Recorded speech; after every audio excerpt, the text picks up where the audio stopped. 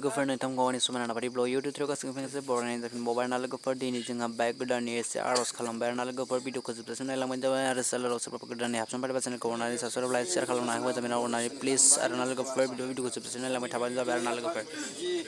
मण्डलिनि जि गागिफोरखौ आं सावरायबाय आरो बिथांमोना फैनो हाबाय प्रभु आफा दिनै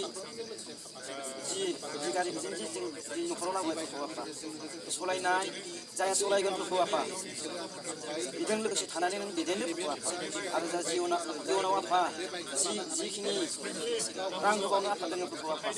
बे लामाफोरखौबो नों जोंनि मावनायजों नांनायजों नों लोगोसे दैदेनगोन आरो नों लामा दिन्थिगोन प्रभु आफा गथायदों प्रभु आफा जोंनि दुखु दाहा जि दंबावो प्रभु आफा इयुनाव आफा खामानिफोर मावनायाव नों लोगोसे नों दैदेनदो आरो नों लोगोआव थादो प्रभु आफा दिनै इन्जिन गारि प्रभु आफा सानस' हाया बुजिस' हाया जाना सलायगोन सोरजों बायदि सौदावगोन बिनिफ्रायनो नों गोजान खालामनानै नों दिन्थिगोन प्रभु आफा रांफोरखौ होनानै जोंनि इयुनाव होबावनो गोनांफोरखौबो नों जोंनि मावनायजों नों लामा दिन्थिलांगोन प्रभु आफा गथायगोन प्रभु आफा आरो आफा बेबायदि 5,000 बेबायदि किस्ति मारिनांगोन प्रभु आफा किस्ति मारिनायनि गेजेरजों आफा जोंनो नों लामा खिन्थायो प्रभु आफा जोंनि उनहार खामानिफोरखौ जोंनि मावनाय दांनायाव नों हेफाजाब खालामनानै नों लोगोसे नों दैदेनलां बेवहायनो आफा दिनै आं मोननै फिसाफोरखौ लानानै गिदिंनायजों लोगोसे गागिफ्रा फैनानै जाहाथे बेलेग थाङा प्रभु आफा बेयावनो बदखायस खालामनानै नों दिननो प्रभु आफा बे आर'जनो बारसिन दिनै थाखा फैसाफोर मण्डलिनि गागिफ्रा फैनानै आर'जआव बेनो जथेस्थ' केसटि होनो थाखाय जाहाथे बे केसटिखौ मास खालामनानै रेडि खालामनो थाखाय आर'जआव बे न'खरजों लोगोआव थानानै बे मावनाय दांनायफ्राव जेन समस्या जाया बे केसटिखौ जेन बिदि हरनो हाया जाया नोङो बे न'खरजों गेजेराव सफैनाय अनेक समस्याफोरखौ बिथांमोना बे आर'जनि गेजेरजों गासै बिदि आर'जखौनो फोथायनो आरो प्रभुखौ नोङो जाय परियाला बिसासजों आर'जआव नांनानै थागोन बिथांमोननि सुथुरफोरखौ नों गोजान खालामनानै बेखायनो बे न'खरखौ अरायबो नोंनि ख्रिस्टीय परियाल हिसाबै जों गोजोननि बाथि बायदि जोंनानै थानो नों अरायबो बे न'खरखौ फोजाखांदो आरो जिउआव सिमांखांदो बे गारिखौ नोंनि आखायाव गथायदों जाय बेक्तियानो सलायालानो बेबायदि बिथांमोननि जिबनाव जानो गोनां खैफोद आफोद दङब्ला बे गासै खैफोदखौ नों गोजान खालाम मानोना नों महान पबित्र इसोर नों अनख'य इसोर जों फोथायदों बिथांमोना जि आखा लानानै बे नोंनि गागिफोरखौ लानानै बे मण्डलिनि फोथायारिफोरखौ लानानै जि हाबाफारिफोरखौ लादों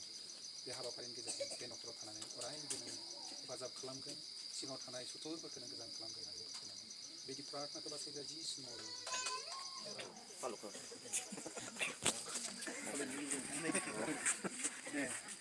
जों बेखौ जिसुनि मुङावनो हास'नानै होनाय जागोन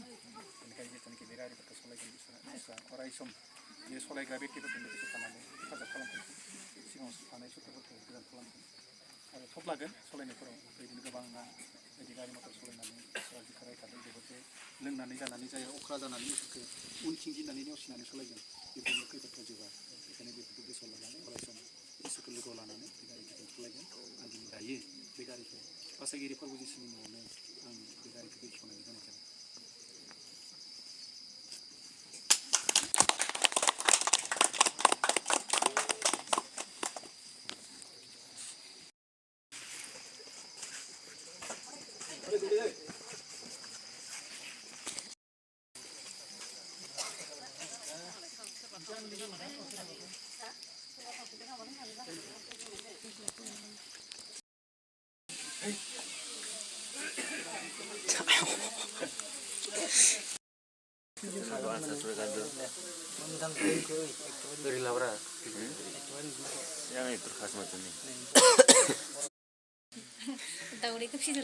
सोर बुंनो हागोन खैथा दं सोर बुंनो हागोन खैथा दं बुंनायखौ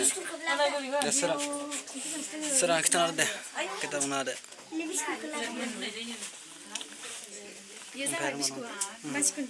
मादों बनायनाय बेखौ बाइक गोदाननि जोंहा दिनै सामेला दावदै जानानै देखायसिगोन जिरगासिनो दायो लागाव सामेल खोन्थाहरसोलाय हायनो मोजां ब्लग दांबाय मिनि हाला मिनिनो